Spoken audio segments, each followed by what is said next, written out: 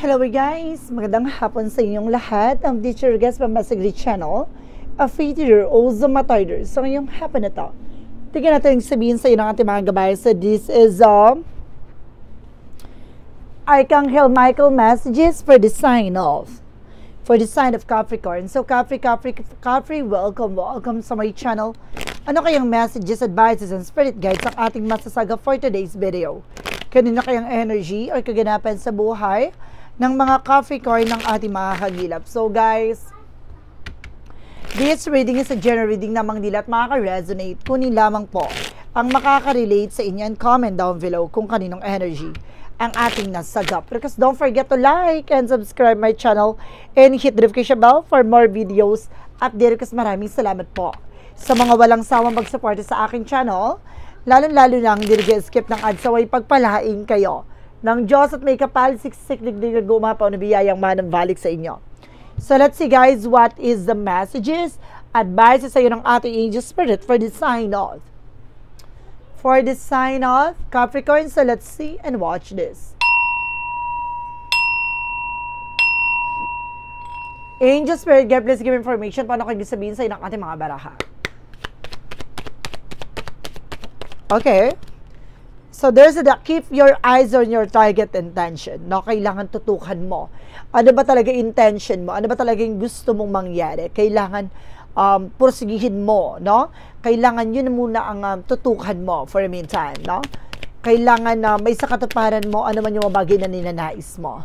And there's a detach from this situation. No, kailangan mo na makawala, no, at makalaya sa hindi maganda sitwasyon. Kung may mga pinagdadaanan ka, no, kailangan mo nang umalis dyan or kailangan mo nang makalaya at makawala dyan. And of course, make a commitment, no? Kung talagang gusto mo yung ginagawa mo, no, mag-commit ka nang sa gano'n na may sakatuparan mo ang ninanais mo about dyan. No? Sa relationship, no, talagang kumahal mo, may passionate ka dyan, no, proceed ka for high level of commitment. And there's a self-respect, kailangan mo ng respeto sa sarili mo. Diba? So pagdating dyan sa eksena, kailangan may respeto at disiplina ka. And of course, there's an innocence, no? May mga bagay na hindi mo pa lubos na nauunawaan sa ngayon, no? Talagang dala ng pagbugso-bugso na damdamin, or may mga bagay dito nangyayari na hindi mo pa lubos na nauunawaan at nakikita. Alamin na natin yan guys. Paano natin i-elaborate sa'yo at paano natin may lahat ng kaganapan sa buhay mo at mensahe sa'yo natin ng Archangel Michael. So let's watch this.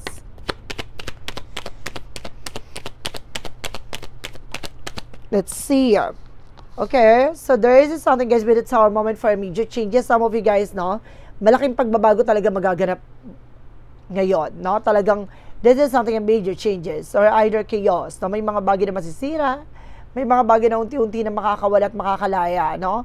Kumbaga, kailangan mo nang tanggapin ano man yung mga bagay na paparating, no? Kailangan mo nang umalis at of course, pakawalan kung ito ay mga bagay na hindi na makakabuti.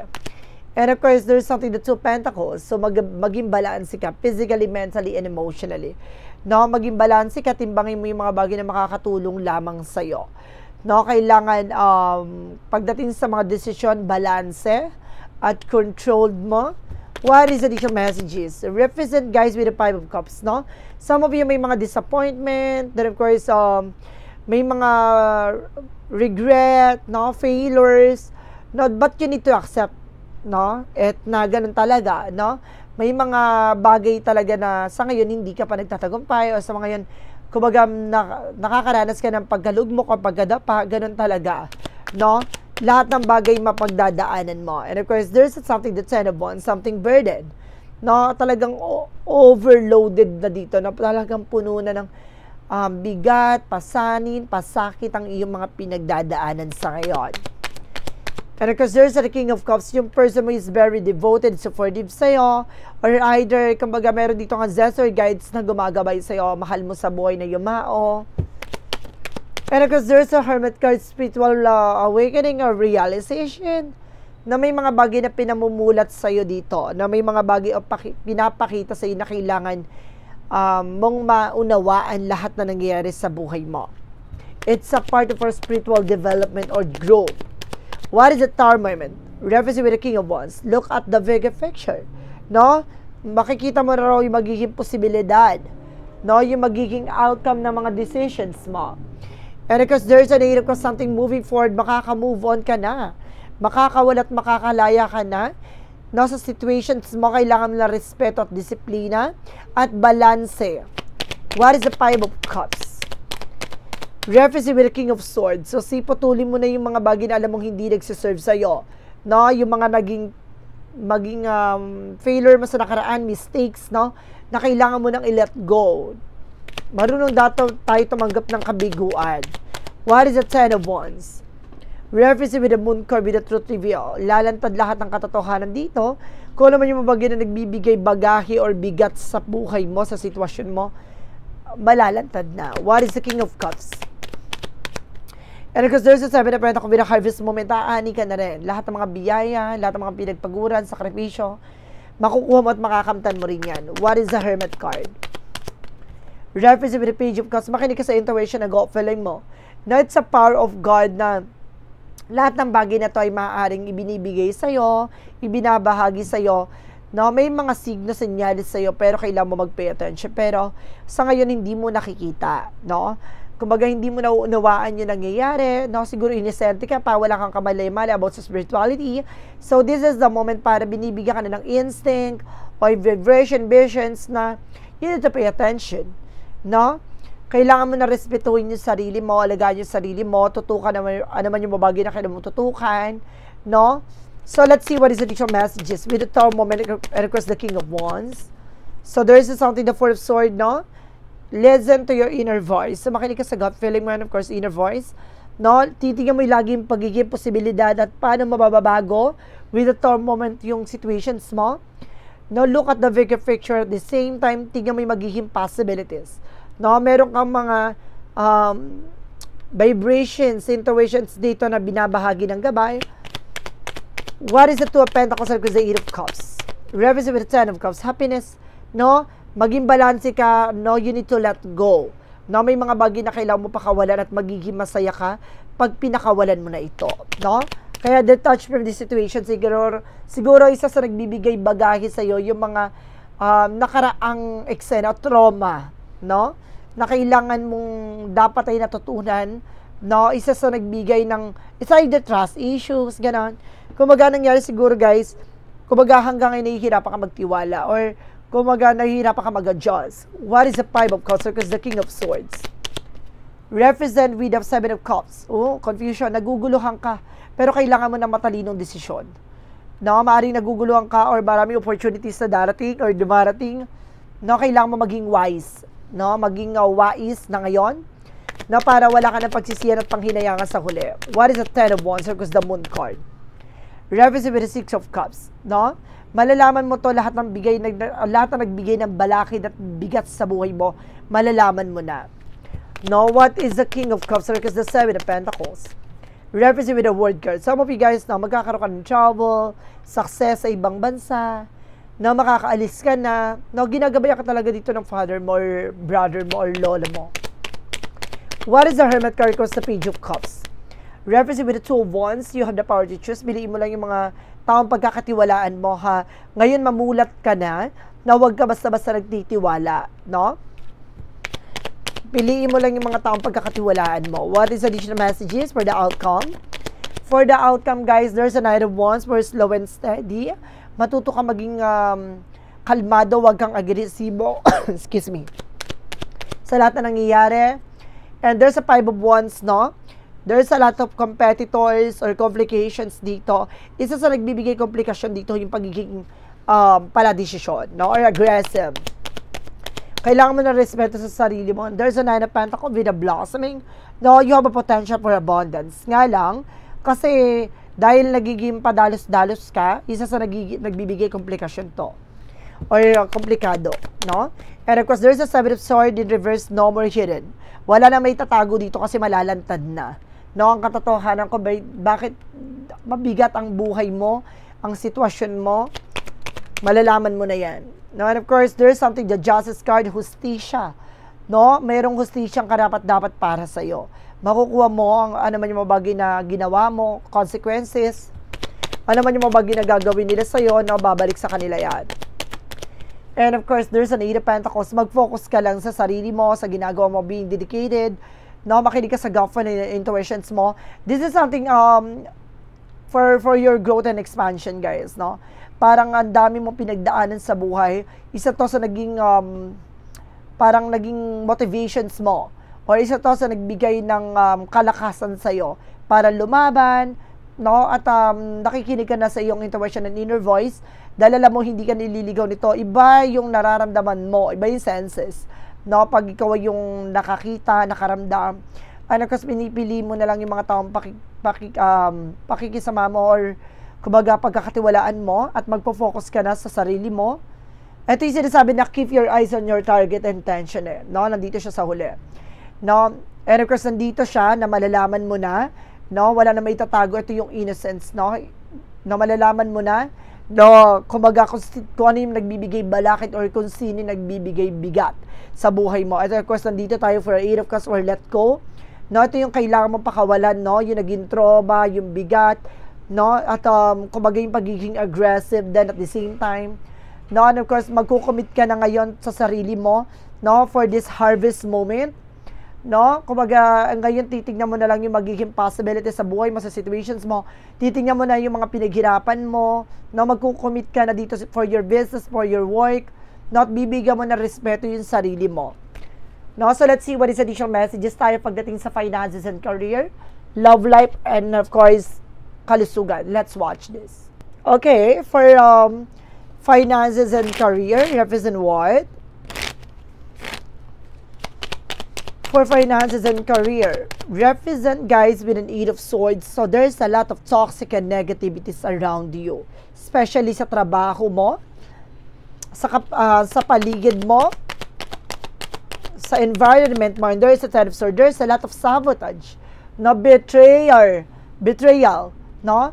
Marami talagang tumatraidor sa'yo, no? Talagang pagdating sa finances mo, marami talagang inggitera, no? And there's a 6 of Swords. Kailangan mo na lumipat at umalis dyan. Ito yung detach from the situation, no?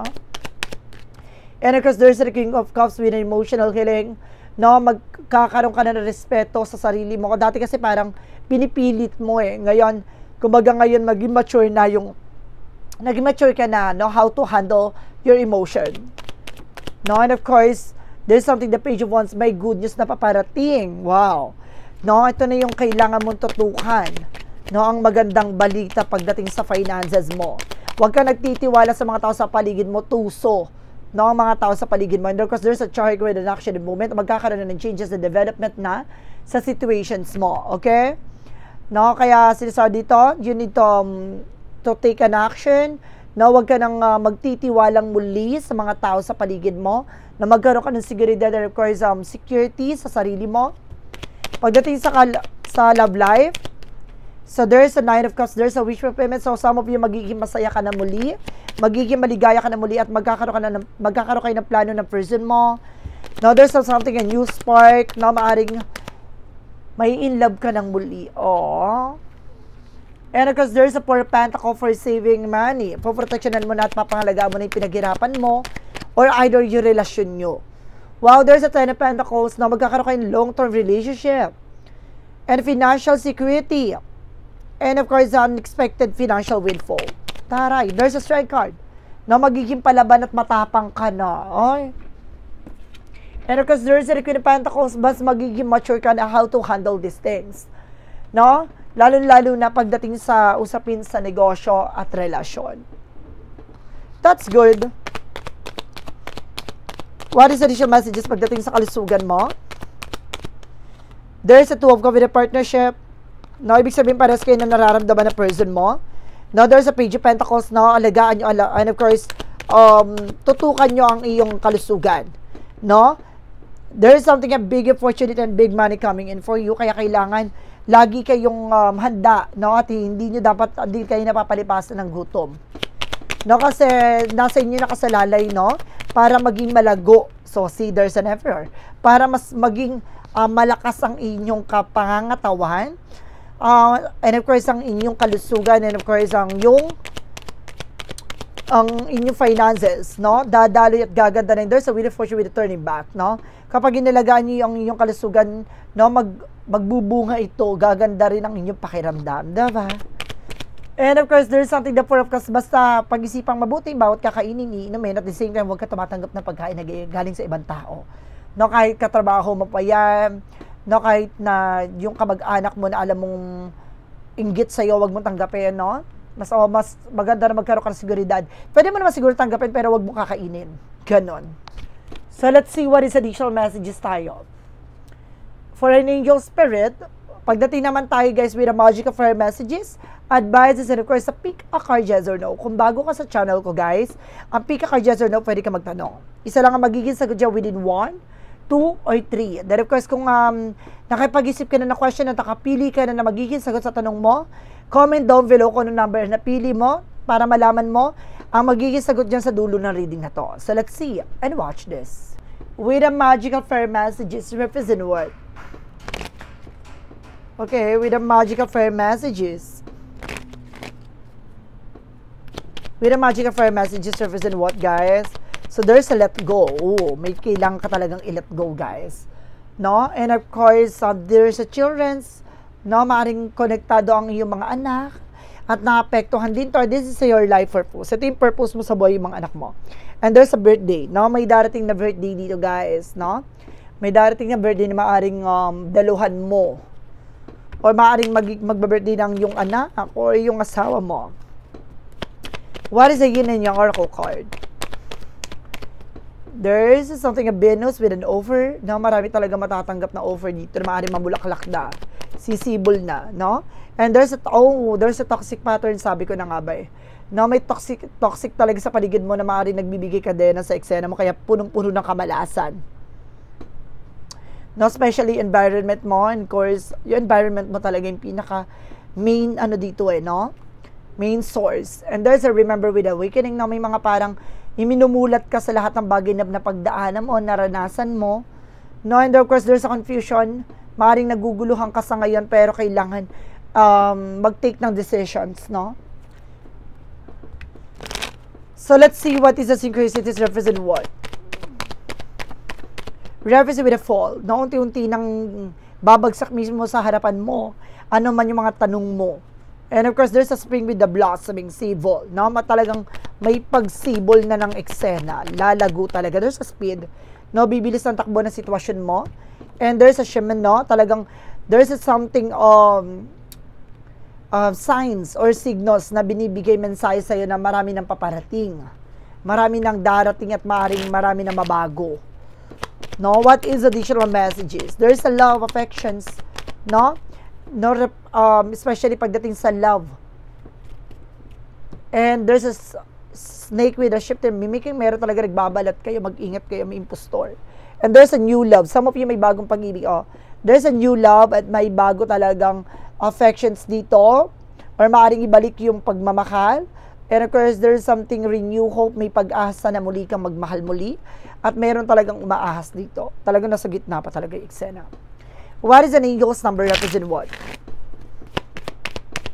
What is an angel's number? Represent what? Represent with a 777 for the perseverance. There is a need for a change of perspective, whatever has it taking over you now. If you want to succeed, you need to keep going down the road. You reach from the wisdom within, and then you just know what the right next step is. So, kailangan mo magtiyaga sa kung ano man yung mabagay na pinagdadaanan mo. No, and of course, kailangan mo lang baguhin ano man yung pananaw, ano man yung mga nakagawian. And of course, kinaugalian, kailangan mo na mabago to. No, kailangan tutukan mo ano ba talaga yung priorities mo, ano ba talaga yung kagustuhan mo para mag-succeed. No, yun yung kailangan mong mag-pay attention. What is the money move oracle deck? There's a shedding, sabi ko na nga ba, snake, and there's a snake. May ahas talaga at may trader. Una doon pala sa unang chapter talagang trader eh. No, ilalantad talaga kung sino ang trader dito. No? So, let's see what is a clarifying for a love situation. What is the clarifying for a love situation? Represent guys with love potion. O, ibig sabihin dito may gayuma nga, no? Open your heart to truly feel that magic of love, no? Sinasabi dito na ibabahagi talaga kung ano yung totoong nararamdaman. Pero kung mayroon talagang gumawa ng hindi maganda pagdating sa relasyon, di ba? Talagang hindi niya makikita, no? Yung pagmamahal na yun sa'yo, no? Kapag may gayuma talaga. And there's a shadow work represent what? May trumaydor sa'yo, no? Kung hindi to kaibigan mo, family related to, no? Para masira ang inyong relasyon ng person mo. And inner cause, there's a trauma. Seeing go there deeper. Diba? Ito yung sinasabi ko kanina na meron talagang nagbigay trauma sa'yo na nahihirapan kang tanggapin, no?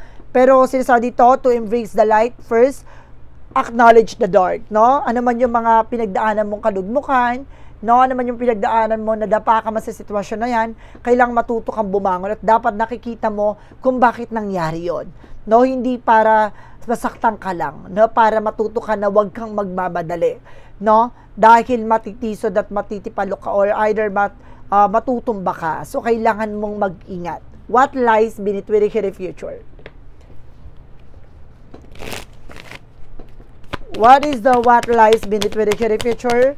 Represent guys with the red lipstick stains. No, meron talaga ditong bakas ng third wheel or third party. May ahas talagang lumingkis sa iyong relasyon or pamilya. What is clarifying for life situation? May traidor talaga na sumira. No ba? So ngayon kailangan mo natutukan yung sarili mo, no, at kumawala at umalis dyan sa lugar nyo. And of course, there's a real promise. No, release the chain of the past and dance to the rhythm of possibility. So ngayon, no, sa buhay mo, mas, kumbaga, ang ginagawa mo na, pinapakawalan mo na ang kadena na nakaraan, tinatanggap mo na ano man yung mga bagay na paparating na sa buhay mo. What is the part of the light represent what? What is the part of the light represent what? What is the part of the light represent with a one step at a time? I see the mountain ahead and approach it with determination, taking one small step at a time by staying present and focusing on the task at hand. I make steady progress in doing so and reclaim balance and restore a fulfilling life knowing that each step brings me closer to my goal. Napakalapit na. No? Sa bawat gusto mong gawin sa buhay mo, kung gusto mo marating yan, hinay-hinay, no? Kumbaga, step by step yan, hakbang lang. No, sa bawat eksena may mga bagay na matutunan ka, sa bawat hakbang na tatahakin mo, may mararanasan ka, may mapagdadaanan ka, pero kailangan palaban ka. No, kailangan alam mo sa sarili mo yung pinaniniwalaan mo, alam mo sa sarili mo yung pinaglalaban mo. No? At doon ka tumutok, ano ba talaga yung ninanais mo? No, at sinasabi sa dito na napakalapit mo na para matupad dito, huwag kang susuko, lumaban ka. So guys, this, let's see what is a pick a card, yes or no? Alamin na natin ano magiging sagot sa tanong mo. Let's watch this. Okay, with a pick a card, yes or no. So, let's start with the number 1. So, ang magiging sagot sa tanong mo with the number 1, kung sino yung nakapili na number 1, there is a no. In the formative stage, immature being hungry. No, parang sa ngayon, no, parang hinahanapan mo pa kung bakit ginawa, kung bakit ganito yung nangyari, no? So, sa ngayon, hindi pa hubog yung dahilan, no? Or either parang sinasabi dito na nagkakaroon pa ng immaturity, no? Hindi pa mature yung person mo, no? Dahil siguro, kinain, no, ng negatibo or something na black magic, no? Or na masamang himahi ka. There is a number 2, choose a path and proceed confidently, no? Kailangan piliin mo kung ano man yung mga bagay na tatahakin mo. At kailangan magpatuloy ka doon na may kumpiyansa at palaban. Diba? Number 3, there is a yes, wow. Trust your feeling, fulfill your heart desire. Magtiwala ka sa nararamdaman mo. Hindi ka nililigaw nito at dadaling ka sa hangarin at pangarap mo. No? So this is Arcangel Michael messages for the sign of Capricorn. So Capri, maraming salamat po for this wonderful reading. So once again, this reading is a general reading namang di lahat makaka-resonate. Kunin lamang po makaka-relate sa inyo and comment down below kung kaninong energy ang ating nasagop. And of course, don't forget to like and subscribe my channel and hit the notification bell for more videos update. Kasi maraming salamat po sa mga walang sawang pagsuporta sa aking channel. lalo-lalo na ang dinigi-skip ng adsaway pagpalaing kayo ng Diyos at may kapalisiksik nag-uumapaw na biyayang manang balik sa inyo. Maraming salamat guys and see you in the next video. Bye-bye and babush!